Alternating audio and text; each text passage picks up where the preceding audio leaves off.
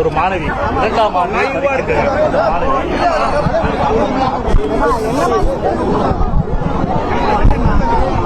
இருக்கார் என்று கூட யாருக்குமே தெரியவில்லை.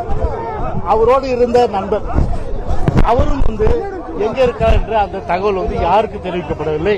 அது ஒரு மர்மமாகவே இருக்கின்ற ஒரு நிலை.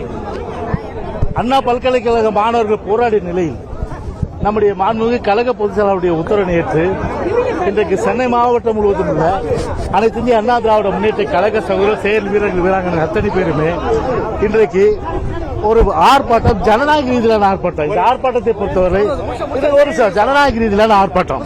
இது ஒரு வன்முறை கிடையாது இதுல. ஆனால் இது தடை செய்யப்பட்ட பகுதி சொல்லி போலீஸ் சொல்றாங்க. தடை செய்யப்பட்ட பகுதினா இந்த 3 வருஷத்துல பிசிக ஆர்ப்பாட்டம் பண்ணிருக்கு, காங்கிரஸ் ஆர்ப்பாட்டம் பண்ணிருக்கு, திமுக ஆர்ப்பாட்டம் பண்ணிருக்கு. இன்னைக்கு எல்லாமே ஆர்ப்பாட்டம் பண்ணி அவங்க மேல எந்த வழக்கு கிடையாது. ஆனால் இன்றைக்கு ஒரு மாணவி பாலியல் வன்கொடுமைக்கு ஆளான நிலையில அந்த மாணவி பார்த்தீங்கன்னா அவருக்கு நியாயம் கிடைக்க வேண்டிய வகையில் இன்றைக்கு நம்ம போராடுகின்ற ஒரு நிலையில் இன்றைக்கு அதை இந்த ஸ்டாலின் மாடல் அரசாங்கம் ஸ்டாலின் பேச்சை கேட்டுக்கொண்டு காவல்துறை இன்றைக்கு ஒரு மிகுந்த கெடுபிடியாகி இன்றைக்கு அனைத்து இந்திய அண்ணா திராவிட முன்னேற்ற கழக சகோதரர்களை கைது செய்திருக்கின்றது. இது அனைத்து இந்திய அண்ணா திராவிட முன்னேற்ற கழகம் முழுமையான தங்களுடைய கண்டனத்தை தெரிவித்துக் கொள்கின்றது. இந்த ஞானசேகர் என்பவன் 15 வழக்குகள் நீங்க சொல்றது கேட்ட இருங்க ஒரு நிமிஷம். 15 வழக்குகள் ஏற்கனவே இருக்கு. அது மட்டும் இல்லாமல் ஒரு கிட்டத்தட்ட 3 பொண்டாட்டி அவனுக்கு. அது மட்டும் இல்லாம பாத்தீங்கன்னா கிட்டத்தட்ட வழிப்பறி கொள்ளைகள் போன்ற ஏகப்பட்ட கொள்ளைகள். அதே போன்று பாலியல் வன்கொடுமை ஏற்கனவே ஆளாகி அண்ணா யூனிவர்சிட்டியில தான் அவன் தஞ்சம் அடைந்திருக்க நிலை. அண்ணா யூனிவர்சிட்டி இந்த சிசிடிவி கேமரா வெளியிடணும்.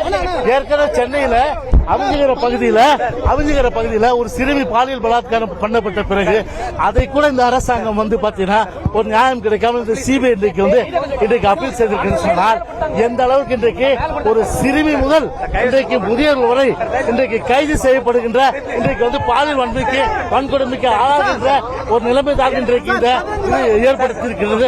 இது தமிழ்நாடு ஒரு தலைகுனிவு, ஒரு வெட்கப்பட வேண்டிய, வேதனைப்பட வேண்டிய, தமிழர்கள் அத்தனை பேருமே இன்றைக்கு வேதனைப்படக்கூடிய ஒரு விஷயம்.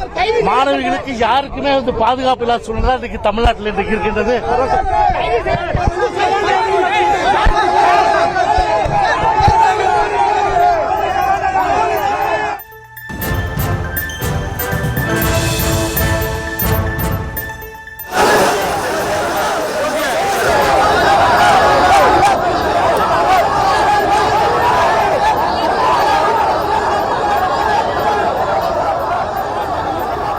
அண்ணா பல்கலைக்கழக மாணவிக்கு பாலியல் வன்கொடுமை நிகழ்ந்தது தொடர்பாக அதிமுகவினர் போராட்டத்தை முன்னெடுத்த நிலையில் அங்கு காவலர்கள் அவர்களோடு பேச்சுவார்த்தையில் ஈடுபட்டனர். இருந்தாலும் அவர்கள் அங்கிருந்து கலைந்து செல்ல மறுத்த நிலையில் தற்பொழுது காவலர்களுக்கும் அதிமுகவினருக்கும் இடையே தள்ளுமுள்ளு ஏற்பட்டிருக்கிறது.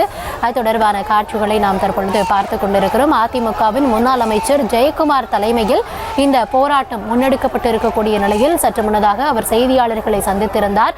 இதற்கிடையே காவலர்களுக்கும் அதிமுகவினருக்கும் இடையே தள்ளுமுள்ளு ஏற்பட்டிருக்கிறது. அந்த பகுதி முழுவதும் போக்குவரத்து நெரிசல் நீடித்து வருகிறது. அது தொடர்பான காட்சிகளையும் பார்த்து வருகிறோம். தொடர்ச்சியாக போராட்டத்தில் ஈடுபட்டவர்களை காவலர்கள் கைது செய்து வாகனங்களில் ஏற்றி வருகிறார்கள்.